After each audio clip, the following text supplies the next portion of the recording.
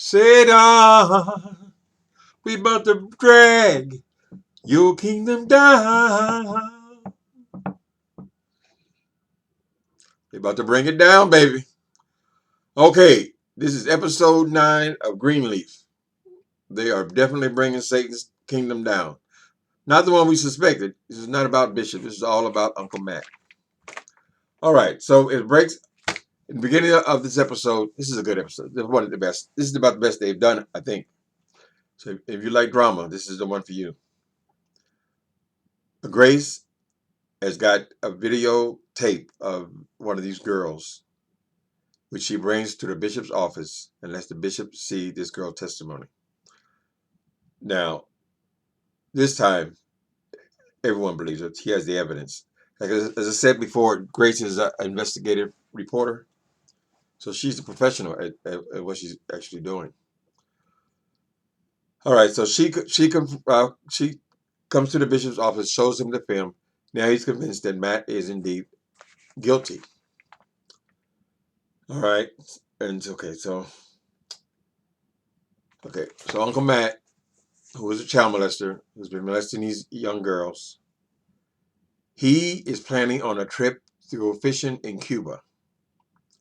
Grace convinced her father that to stop the trip, not let him leave town. She wants to bring this to a head right now. So Bishop goes and tells him to cancel the trip. Just stay put. All right. Now, Lady May walks in on Bishop and Grace talking about saying that they need to let Lady May in on this. This is her brother we're talking about, after all. And I mean, they don't intend for her to overhear the conversation, but now she's in it. They let her see the tape. At first, she's in denial, accusing the girls of being liars, but it's kind of hard. The evidence is it's pretty hard to deny it. So the bishop convinces her that the best way forward was for her to convince her brother to turn himself in. So she says she wants to hear this from the horse's mouth. So she has a confrontation with her brother. I don't think she talks about him turning himself in, though. I think it's mostly about him denying what happened. Her presenting the evidence.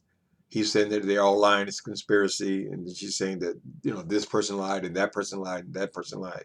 I mean, they've got like 5 different girls now that they've gotten testimony from. So they have a big confrontation. And she pretends that she accepts his story. She believes it, which is a lie, basically, because the moment she walks out of the door, she breaks down crying. And then he's in there crying like a baby in his office because he knows that it's going down right now. It's over. So there's the first.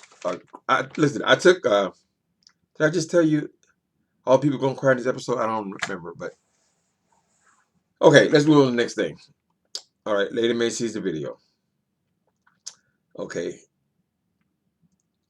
Lady May confronts him. Okay, so the big plan now is for them to get through this memorial service. Then they have to get through the wedding. This big, huge wedding is planned. Remember, for Noah and his fiance Isabel. After that, they're taking him to jail, as the bishop says, dragging his ass down to the jailhouse forever. That's the plan. Now, unfortunately, concerning this big wedding, okay, so Isabel, who's always been very suspicious of Noah and Grace because she knows they were once lovers, and she's been suspicious because she's always questioning whether there's still something between them. So they tell Noah, who is the head of security, about Matt, the situation with Matt, although he had prior knowledge because he's one of the ones that helped to uncover the evidence. So they tell him about the plan to bring him down. So Isabel gets wind of this. She goes to confront Grace, to tell Grace that she understands now why they've been spending so much time together, because they've been investigating Uncle Matt. But at the same time, she picks up on something from Grace, which makes her go and confront Noah and ask him uh, straight out, did he have sex with Grace? Now, here's the thing. It's worse than a yes answer. He says nothing. There's always that delay. And if you don't answer the question, your ass is guilty of sin.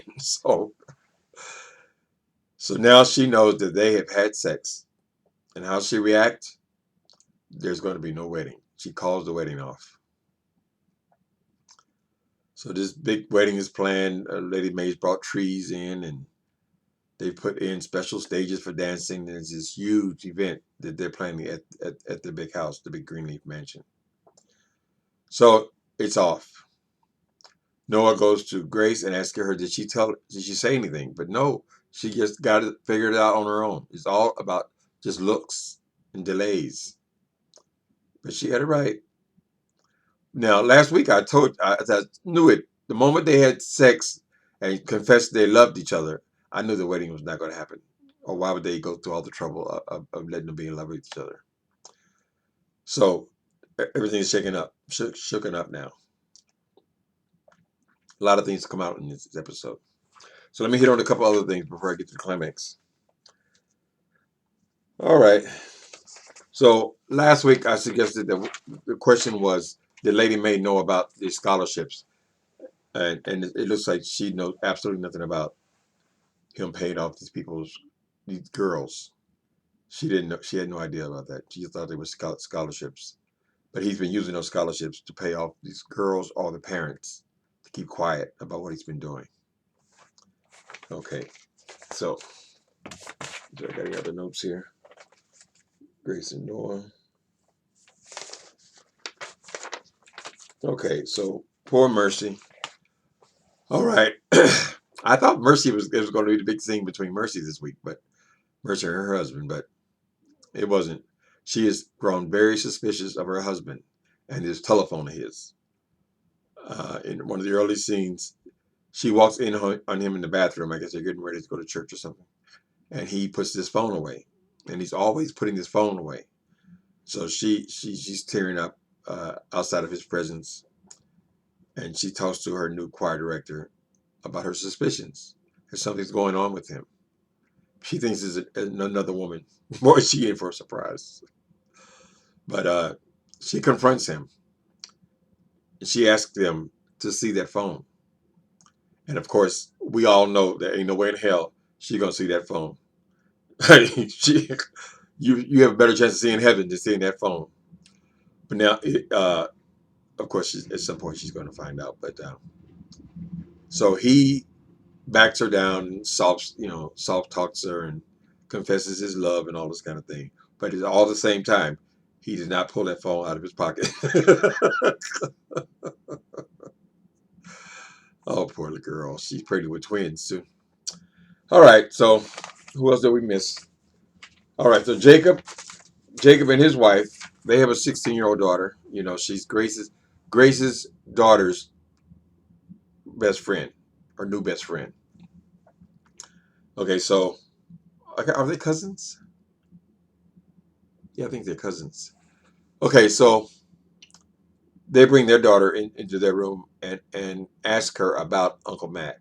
Basically, they want to know, did he ever touch her or do anything that was inappropriate with her? Because the whole thing is these young girls, these preteens and teenage girls. And she says no. And it's believable she said no. But later on, she's talking to her girlfriend, which is Grace's daughter. I forget her name. Sophia, I think. The daughter is Sophia. They're talking, two teenagers talking. And she said, well, he did put his hand on my leg one time, but it didn't get further than that in the car. So she chose not to tell her parents about that. Okay, so now the bishop, yes, the bishop is just sitting on this. At some point, he puts a gun in his pocket. Okay, so he is going to see Uncle Matt. Sorry, so he goes to Matt's office. what he says to him basically is, you never had children. That's why you can do what you do. And it's on from there. This is a very dramatic scene. At the end of the scene, uh, the bishop pulls the gun from his pocket and places it in Uncle Matt's throat.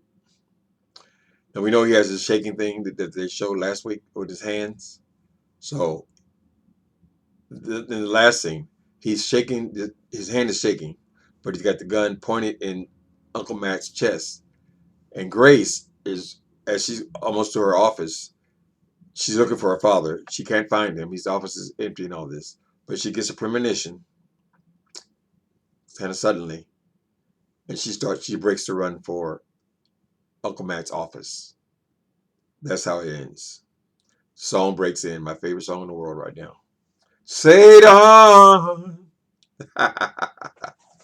They bring in Matt's ass down. All right. So anyway, those are my few words for episode 9. This is a great episode. I mean, they really built on this episode. I want to give kudos to Oprah. This is a whole different class of drama than some of the other stuff she has on there. You know, I don't want to take anything from Tyler Perry, but this is much better put together. And so I'll talk to you next week on episode 10.